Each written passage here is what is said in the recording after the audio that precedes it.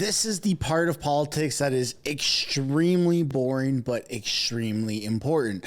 I in no way ever think that I could pull this off or would ever want to put myself in that position. Now, don't get me wrong. I'm not trying to say that what Pierre did is like the most difficult work in the history of all work, but it's definitely tough work. And he's showing to Canadians that he's fighting the fight for you and I, and seen him filibuster for 3 hours and 39 minutes and 45 seconds is like absolutely insane. Welcome back to another video, everybody. This is going to be a long one in case you haven't already looked at the timestamp. But what we're going to be looking at are the highlight moments of Pierre Poilievre's filibuster speech. Now, in order to understand what filibuster is, which is a term that isn't really used a whole lot, but more so in politics, I've pulled it up right here. So it's an action such as prolonged speech that obstructs progress in a legislative assembly while not technically contravening the required procedure. So in other words, start talking, don't stop until the entire session of amount of time is taken up. Like, this is straight out of a movie, and I am very concerned at how nerdy I'm becoming because I find this so fascinating that a single man was able to pull off a speech for 3 hours, 39 minutes, and 45 seconds, but it's kind of cool, I'm not gonna lie. So we're gonna take a look at the live stream clip of Pierre Poilievre saying what his demands are so you understand context. Like I said, if you got YouTube Premium, you can close your phone, keep it playing, or have this playing at work or whatever it is, because it's going to be a really long video. So I'm going to stop stalling and let's get into what Pierre's demands were, and then we'll get into his speech that just happened last night, like right up until 11:45 p.m. Here we go. Today we're here to talk about our two demands to reverse the inflationary crisis Justin Trudeau has caused. Two demands that we will fight for, including by putting forward 900 amendments to the forthcoming Liberal budget debate. We are going to stop the budget unless they meet two conditions. Condition number one, we want a plan to balance the budget in order to bring down inflation and interest rates. Now, the government said that it could balance the budget in the year 2027. That was only 6 months ago, and then they suddenly reversed themselves with $60 billion of inflationary deficits. The Minister of Finance admits deficits fuel inflation. She said so right before adding the extra $60 billion of inflation. That's $4,200 for every family in Canada. We also know that former finance ministers for the Liberal Party, like John Manley, have said that the deficit spending is like pressing on the gas in a vehicle, driving inflation forward, while the Bank of Canada slams on the brakes to stop it from moving.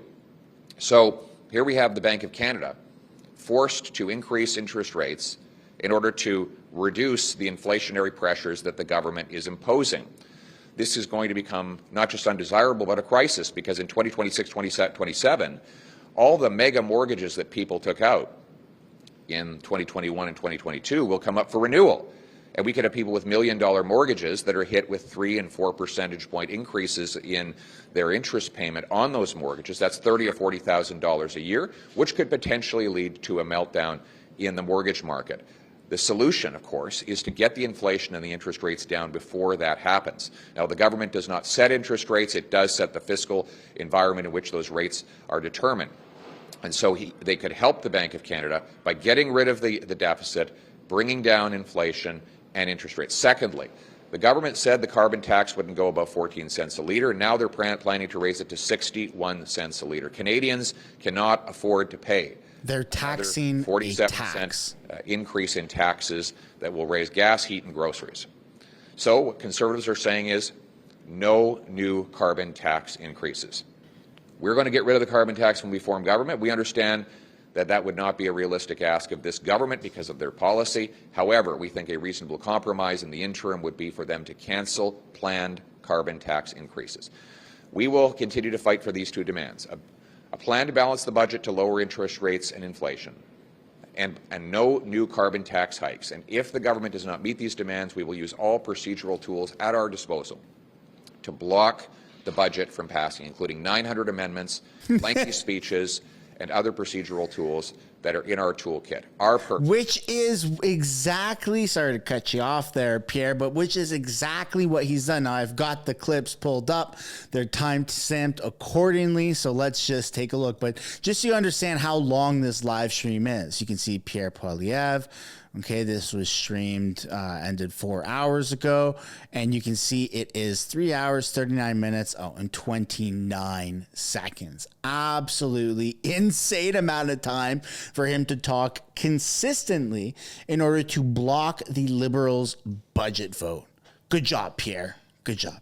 At the patently obvious, Madam Speaker, I am rising today to speak and to speak and to speak for the people who have no voice, the people who have been silenced for too long, the quiet ones, the ones who toil away to pay their bills but have no means to pay any longer. They're the ones that cannot hire lobbyists to make their voices heard in the halls of power. They have no connections to get their concerns in the headlines of the newspapers. But they are the quiet ones who do the nation's work, who carry the country on their back. They are the ones who rise when it is still dark and work until it is dark again. But lately, for them, it has felt like nothing but darkness. In this period of difficulty, everything feels broken, and the government is broke. These are the people who skip meals because they cannot afford the price of food. These are the people who quietly go to food banks because they know it is the only way they will have a chance to feed their children. These are the 33-year-old men and women who did everything we asked them to do, worked hard, paid off their bills, had a job or two or three right through university, and yet still cannot afford a home and have calculated that they will never be able to afford a home because prices are too high and rates are too burdensome for them ever to do so. So when the Prime Minister rose today to complain that I would be on my feet for hours and hours at a time to block his latest assault on the paychecks of these quiet, patriotic, working people, let me inform him that I was not deterred. I will speak for those people who cannot speak for themselves because they're too busy carrying the nation on their backs. The Swiss, who are right in the center of Europe, closer to the conflict in Ukraine, and more dependent on global supply chains than we are because they are a landlocked nation surrounded by the European Union, were able to balance their budget, pay down their deficit, pay down their debt, and keep interest rates, inflation, and unemployment lower than all of the other OECD countries, proving that just because there is a pandemic or a war in one part of the world does not force a government to completely bankrupt itself. Now, let us recall that this Prime Minister added $100 billion of debt before there was even the single first case of COVID, and he's added roughly $100 billion since COVID came to an end. And during the COVID pandemic, 40%, or $200 billion of the new debt that he added, had nothing to do with COVID whatsoever, according to the Parliamentary Budget Officer. So the idea that we can blame all of this new debt on factors out of his control is provably false. He had a choice, and his decision was to spend without any thought for future generations or for the financial viability of the country. And in order to enable his spending, he unleashed nearly unprecedented monetary printing of cash. Now, this is done through something called quantitative easing, where the central bank purchased government debt at exceptionally high prices, driving down yields on that debt. ultimately pumping $400 billion of new cash into the economy in less than 2 years. Now, many will say they had no choice. There was a pandemic after all. Let's review that excuse. One, the pandemic did not bring a liquidity crunch. In fact, the economic phenomenon of the pandemic was that people had more cash than ever before, but they were banned from spending it. The problem was not the lack of cash, as had been the case in the previous great global recession. The problem was that people and businesses had bank accounts that were overflowing with cash with nowhere that they were allowed to spend it. In that kind of environment, the worst possible thing one could do is to print more cash and further overflow bank accounts with that money, which in the end, we knew would ultimately have led to inflation. And during that run-up of the size of our monetary base, of that money printing, the Minister of Finance, always looking for the trendiest new slogan that would win her applause in Davos or in Brussels or at some other international symposium, said that all this cash that was filling up bank accounts was like a, quote, preloaded stimulus, something that could be unleashed to revive a dead economy. Of course, the economy was only dead because governments had shut it down, not because there was a lack of cash with which to facilitate commerce. Yeah, they shut it down. And so when the economy opened, all of that excess cash was unleashed, and the goods we buy, the interest we pay, were automatically and predictably bid up. Now, we do not fault the government for having created programs to pay people's bills while governments locked them down and prevented them from paying their own. Where we did object is to the government giving out $2,000 a month payments to prisoners, to dead people, to teenagers who didn't have that kind of money before the crisis had occurred, and in many cases had no jobs at all. We objected to them continuing to pay out these benefits well after there were more than 1 million vacant jobs. In other words, that was a massive issue. You had so many people that were getting this money that didn't deserve it and that weren't qualified for it. It was just a massive abuse on the system, and there was no real way to filter because of the emergency procedure. It's such a waste of money. We were paying people not to work while there were 1 million vacant jobs they could have been filling, simultaneously driving up unemployment and job vacancies, an unusual coincidence of achievement, or in reality, negative achievement in the use of this policy. Now, Mr. Speaker, Madam Speaker, the reality is that we warned them at the time that if they did not restrain themselves, that this would lead to a crisis. It would start with inflation and be followed up by an interest rate increase. Now, this was not based on some invention. I would love. Point of order. Sorry.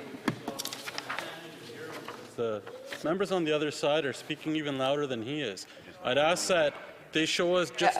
Point of order from the Honourable Member for Calgary Forest Law, and I do want to remind members again to please ensure that if they want to have conversations, to please take them out to allow the Speaker to be heard, so that MPs can be ready for questions and comments. The Honourable Leader of the Official Opposition. Thank you, Madam Speaker. And I know that the Liberals across the way would love to silence my voice. They want to silence Canadians by censoring the internet. They want to bring their woke censorship ideology to university campuses. Order. The Honourable Parliamentary Secretary knows full well that he should be role model and should not be a role model to its members and should not be disturbing, making any disturbance while someone else has the floor. I would ask him to put his eyeglass piece away as well. Keep in mind, if Pierre stops talking, then it kind of becomes irrelevant. This evening to run, it would he has to continue the conversation. I got a feeling that's not quite going to happen, but I'm going to try. And it's in the Liberals' best interest. All members, if they want to have conversations, to try and interrupt the thought process, so they're like heckling and trying to throw him off his tracks. I think I deserve the respect of this House.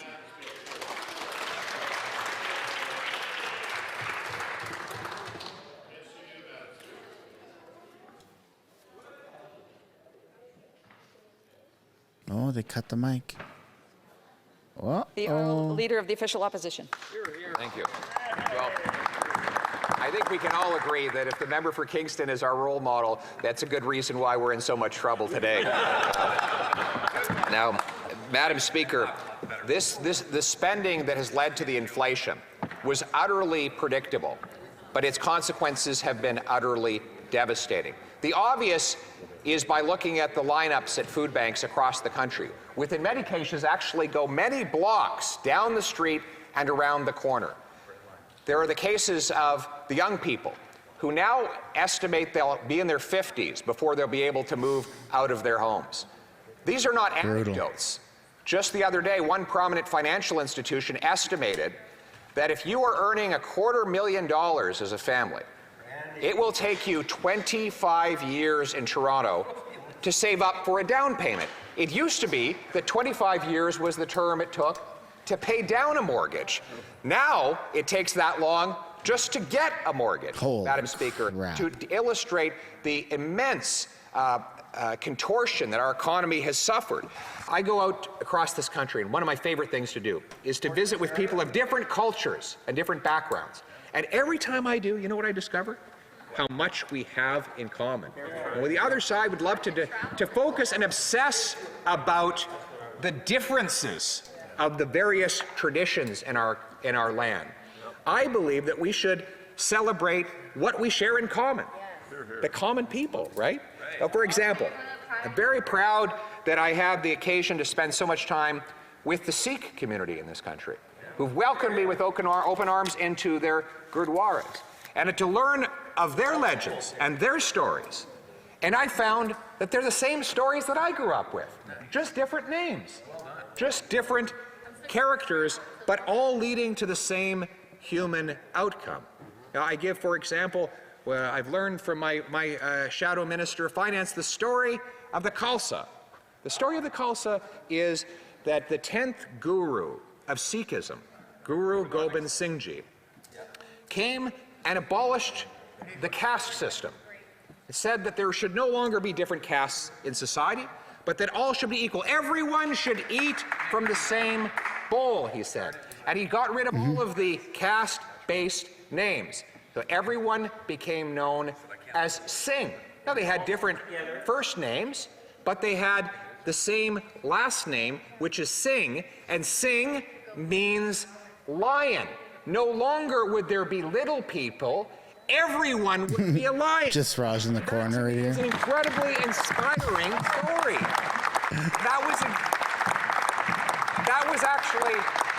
That was actually what I meant when I ran for Prime Minister. I said, I'm running for Prime Minister to put people back in charge of their lives by making this the freest nation on earth so everyone can decide. To interrupt the Honourable Member, I have the Honourable Member for South Okanagan, North Okanagan, Shuswap on a point of order. Yes. Thank you, Madam Speaker.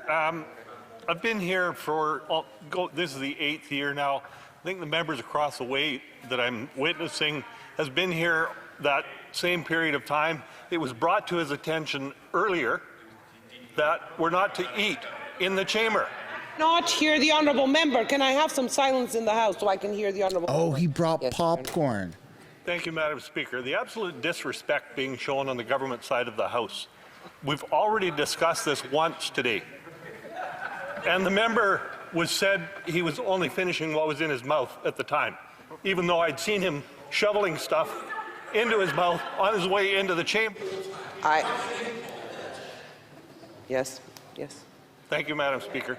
The same member is now sitting there putting food into his mouth in the chamber. It's not what he walked into the chamber with in his mouth at the time. He's actually sitting in the chamber eating food. You instructed him yourself not to do this earlier. He's been here many years, should know that. Thank you. With the Honourable Member, I haven't noticed it, but I will look more closely, and if I do see it, I will call the member on it. The Honourable Leader of the Opposition. Thank you very much, Madam Speaker.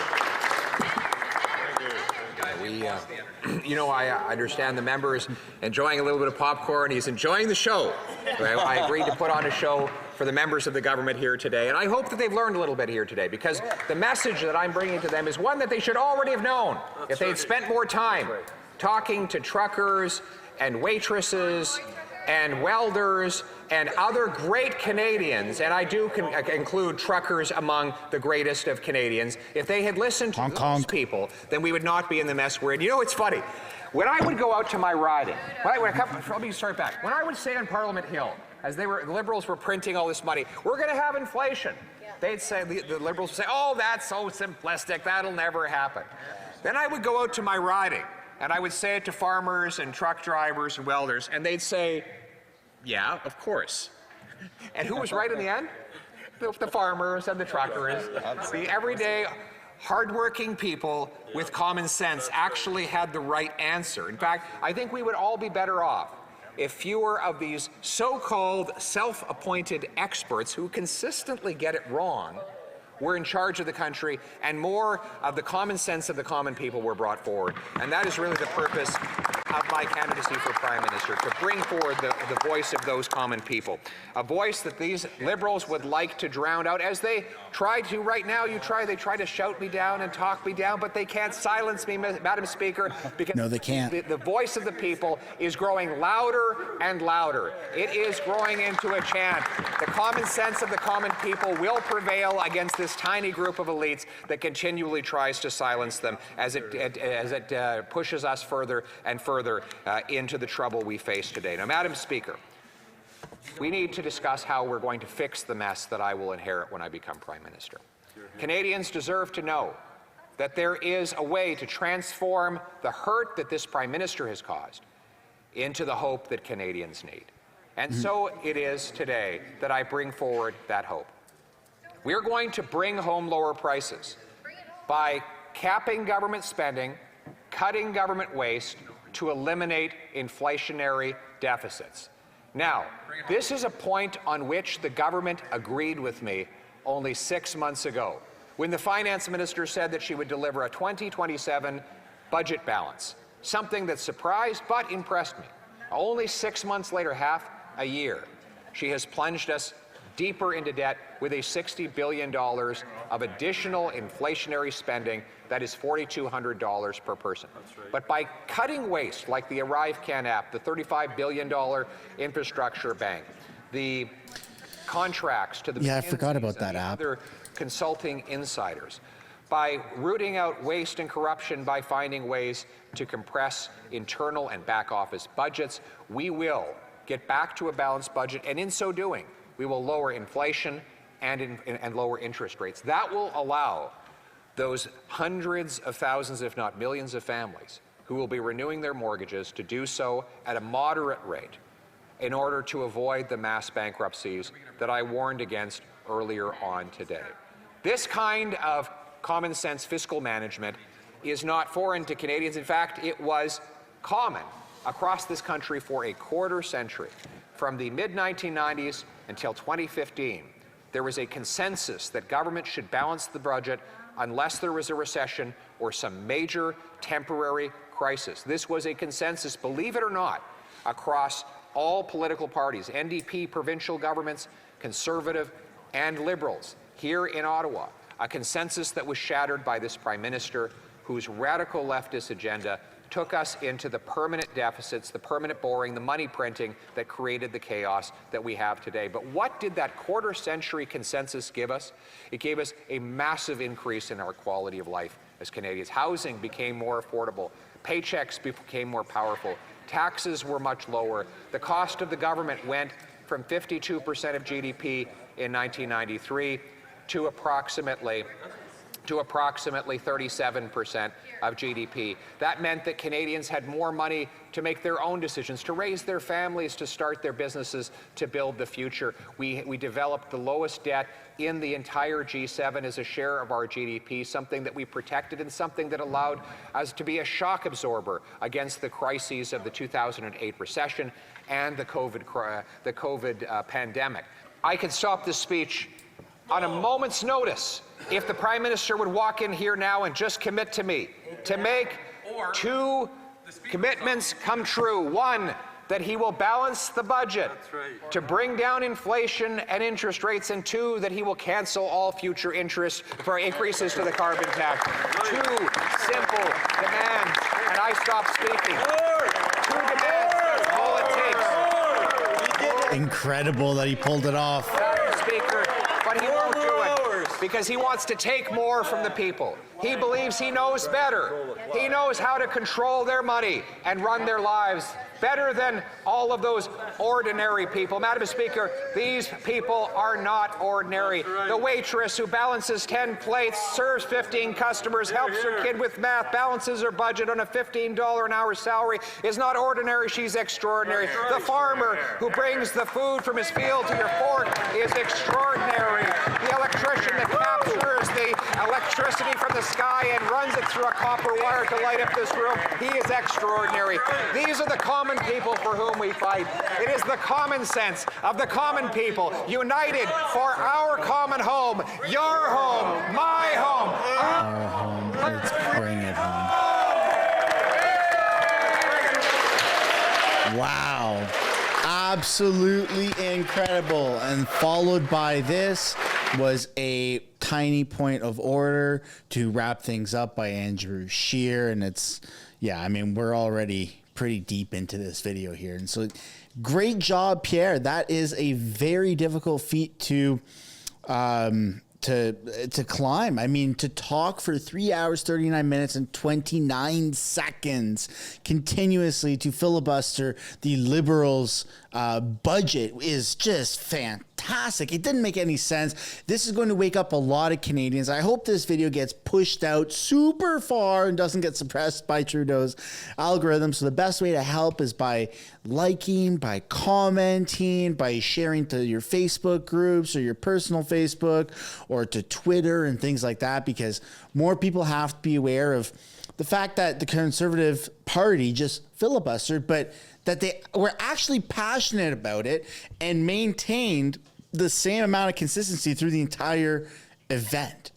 3 hours, 39 minutes, and 29 seconds is what it took to shut down the Liberals. And they're not going to be happy. In the morning for the rest of the week, Thursday and Friday is going to be hectic in the media. You're going to see articles blasted everywhere saying alt-right extremist Pierre Poilievre blocked a liberal budget and they must hate Canada. That's not the reality. I'm going to speak like a liberal now. Let me be clear. The reality is that budget is going to drive us into further debt. And it's going to increase inflation. We already saw a 4.75% rate adjustment. It increased, right? A quarter of a point from the Bank of Canada, which means mortgage rates are going up probably another point or half a point. It's crazy what's happening. Somebody has to stop it. The person who's doing a great job of that is Pierre Poilievre.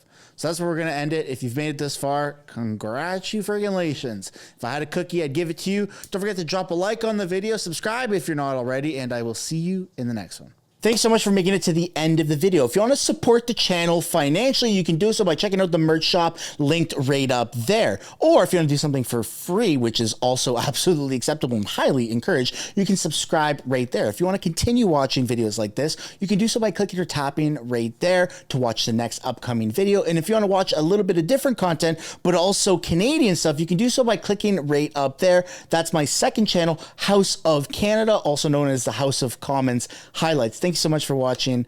I look forward to seeing you in the next video.